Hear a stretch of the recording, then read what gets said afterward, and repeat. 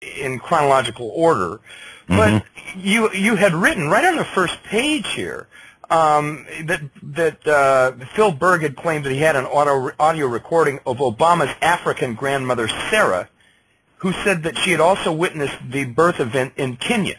Now, that tape was recorded by a Bishop Ron McRae, who interviewed Sarah through two interpreters, a grandson and Reverend Kweli Shihubia. And according to Sarah, Stanley Ann Dunham, which was supposed to be his mother, gave birth to Barack Obama in Mombasa, Kenya. Now, correct me if I'm wrong here, but this Sarah, his grandmother, is that the one that mysteriously took ill and died in Hawaii the day before the election? No, that's the one. These are referring to the ex-wives of Barack Obama Sr. in Kenya. Remember, he was a polygamist. He had more than one wife.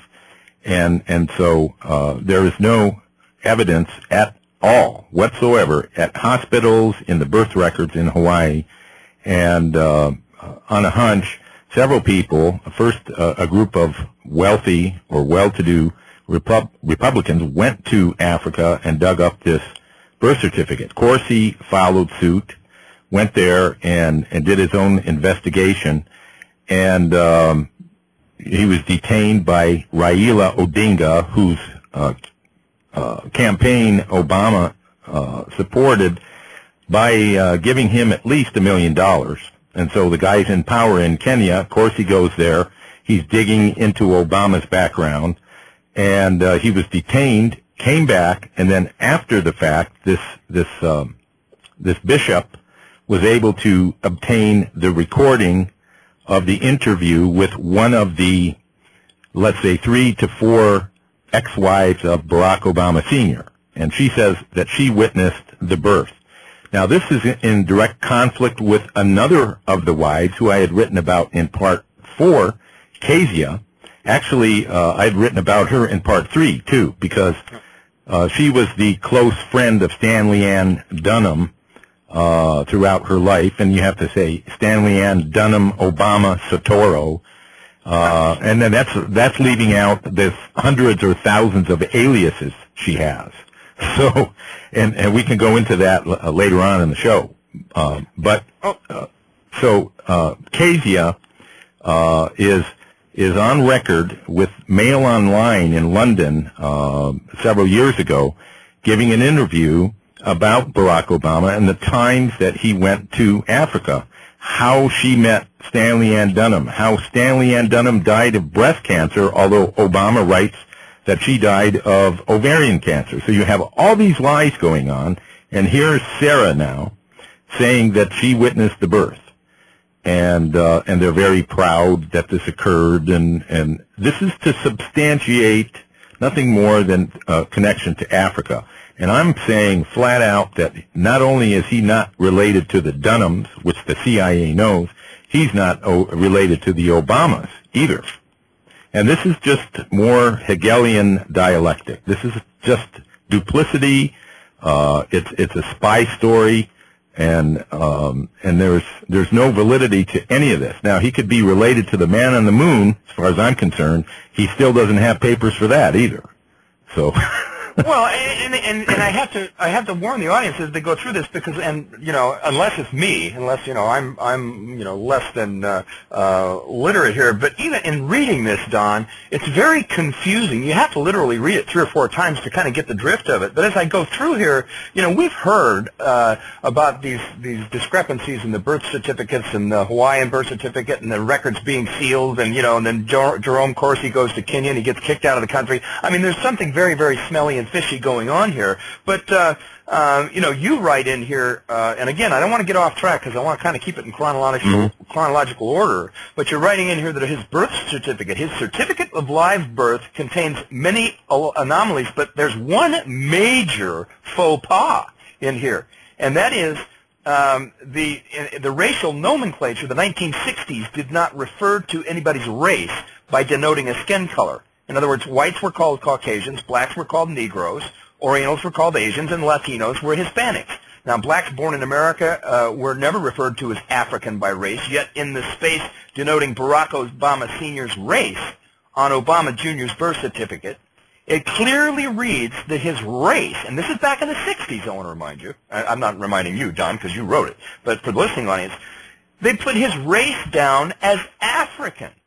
So that is a major red flag here, because nobody put the race down in the 1960s as African. They all put Negro. Go ahead. They've never done that. No one's ever done that except in this case, as far as I'm concerned, because there are other countries in Africa that are Muslim countries, or they're predominantly white. South Africa would be an example. And when you say Africa, you're speaking about a continent, not a race of people.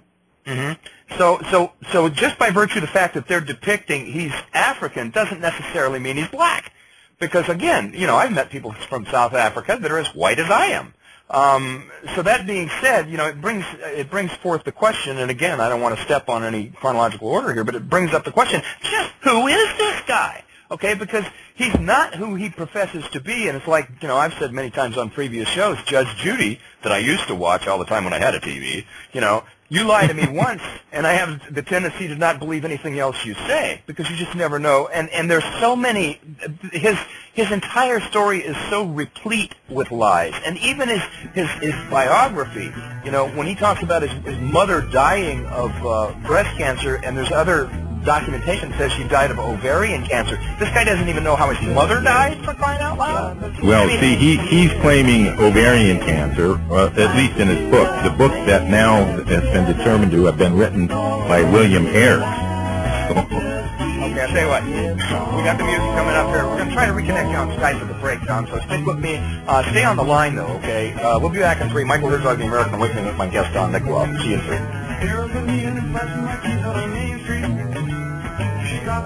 Of the 3 million plus edible food plants that grow on Earth, no other single plant can compare with the nutritional value of the powdered seeds and oil of the hemp plant. At hempusa.org, we ship worldwide these nutritional products with free shipping to the U.S. and Canada. At hempusa.org, we want to educate our listeners that edible hemp is not marijuana and is certified THC-free.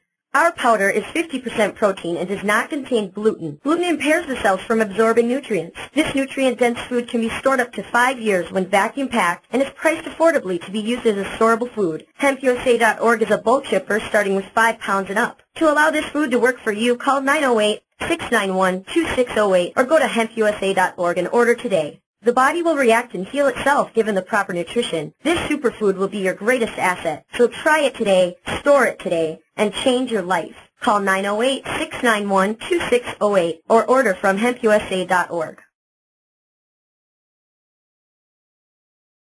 Hi neighbor, this is Steve Shank, Fearless Task Force. Life is a gamble, but you can stack the deck. If you knew what I know about all the problems food will protect you from, you'd start immediately to put every effort and dollar you can get into the biggest supply of food possible. When the dollar and economy crash, when the imported and genetically poisoned food is all that's left, when the quarantine and bird flu hit, our only protection and only chance to be fearless is having control of our own supply of food and enough of it. But if you knew what we haven't yet discovered, you wouldn't waste time listening to the rest of this announcement before charging out and getting a serious food supply.